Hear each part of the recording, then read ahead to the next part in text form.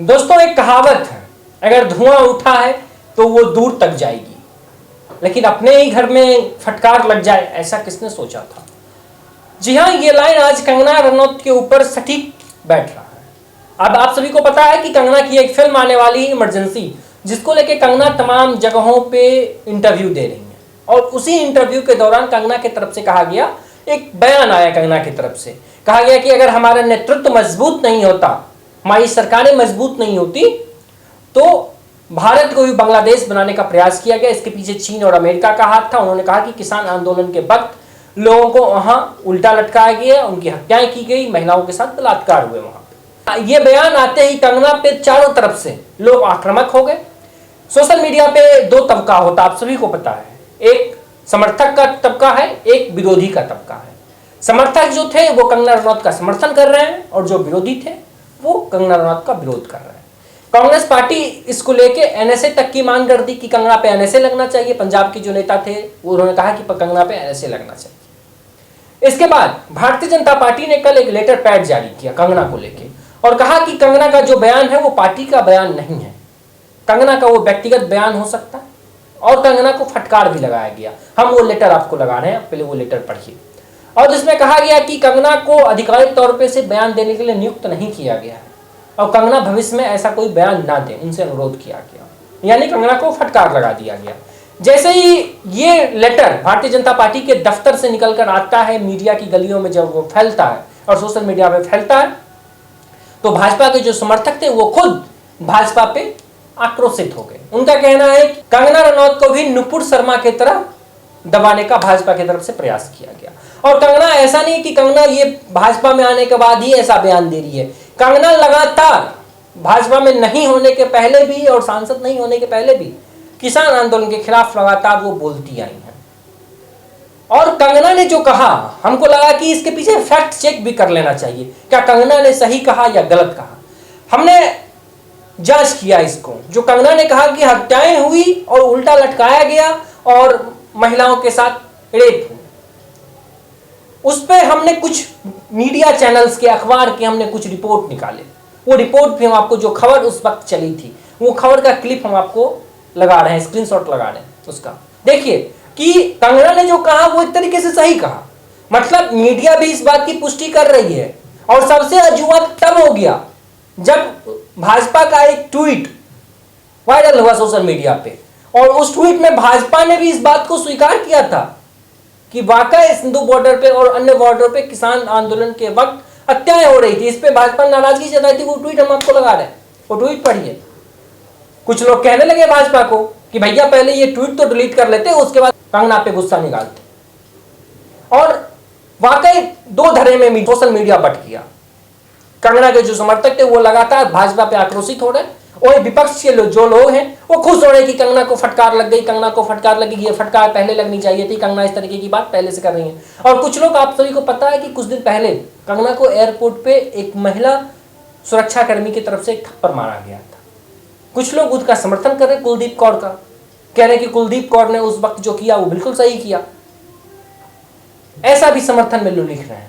और हम आपको दोनों तबके के लोगों का कुछ ट्वीट हम आपको निकाल के दिखाना चाहते हैं कि ये ट्वीट देखिए, जो कंगना के विरोधी हैं वो लोग कंगना के लिए क्या लिख रहे हैं और भाजपा के लिए क्या लिख रहे हैं, और जो लोग कंगना के समर्थक हैं वो कंगना के लिए क्या लिख रहे हैं। अब सवाल यहाँ ये आता है कि जो राजनीतिक विशेषज्ञ हैं उनका कहना है कि कंगना के इस बयान से हरियाणा विधानसभा चुनाव में भाजपा को नुकसान ना हो जाए, इसलिए भाजपा को कंगना को फटकार लगाना पड़ा। लेकिन कुछ लोग कह रहे हैं कि भाजपा को जितना हरियाणा चुनाव में नुकसान होना था वो नुकसान हो गया। और बार बार कांग्रेस की तरफ से भी यही बात कहा गया कि इसका जवाब हरियाणा विधानसभा के चुनाव में जनता देगी, जनता आपको इस बार सबक सिखाएगी। सुप्रिया सुनेत ने भी यही बार बार, सुप्रिया सुनेत की तरफ से कल प्रेस कॉन्फ्रेंस करके भी यही कहा गया कि किसानों का अपमान हो रहा है। तो अब इस कंट्रोवर्सी के बीच दो चीजें आती हैं निकल के। एक तो कंगना की तरफ से ये पहले भी कहा जा रहा था, दूसरा कि क्या कंगना ने जानबूझ के इस कंट्रोवर्सी को क्रिएट किया, क्योंकि अमूमन ऐसा होता है जब कोई फिल्म आने वाली होती है तो उसके जो एक्टर होते हैं, एक्ट्रेस होते हैं, वो जानबूझ के ऐसा कुछ कंट्रोवर्सी क्रिएट करते हैं कि उन कंट्रोवर्सी से उनके फिल्म में उनको मुनाफा हो, मतलब फायदा हो।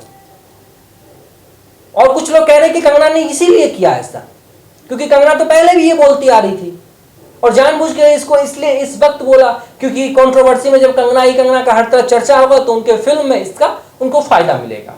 लेकिन सवाल यहाँ है कि क्या सच में कंगना को इस कंट्रोवर्सी से उनके फिल्म में उनको फायदा होने वाला है, या कि जैसे आज भारतीय जनता पार्टी की तरफ से कंगना को फटकार लगाया गया, नुकसान हो गया पार्टी की तरफ से, राजनीतिक तौर पे तो नुकसान हुआ, क्या फिर से फिल्मी दुनिया में भी उनको नुकसान हो जाएगा? सवाल ये भी। और ये अगर कंगना भाई भड़काने का काम कर रही, कंगना झूठ बोल रही है, तो फिर ये जो मीडिया चैनल्स के द्वारा जो उस वक्त जो आर्टिकल पब्लिश किए गए थे, जो खबर चलाए गए थे, क्या वो खबर झूठी थी? और भाजपा की तरफ से जो ट्वीट किया गया था, क्या वो ट्वीट भी झूठा था? क्योंकि खबर, ऐसी खबर तो आई ना मीडिया में, अखबारों में चला, दैनिक भास्कर और सम्मानित जो अखबार चैनल हैं उसमें भी अखबार में चला, दैनिक भास्कर हो गए और जो कुछ चैनल्स हैं, जो अखबार हैं, जो पॉपुलर अखबार हैं, इंडिया टुडे हो गया, इंडियन एक्सप्रेस हो गया, इस सब में भी वो खबरें छपी हैं और वो आपको दिख भी रहा होगा स्क्रीन पे। और क्या भाजपा ने कंगना को फटकार लगा के गलत किया? सवाल ये भी पूछा जा रहा है।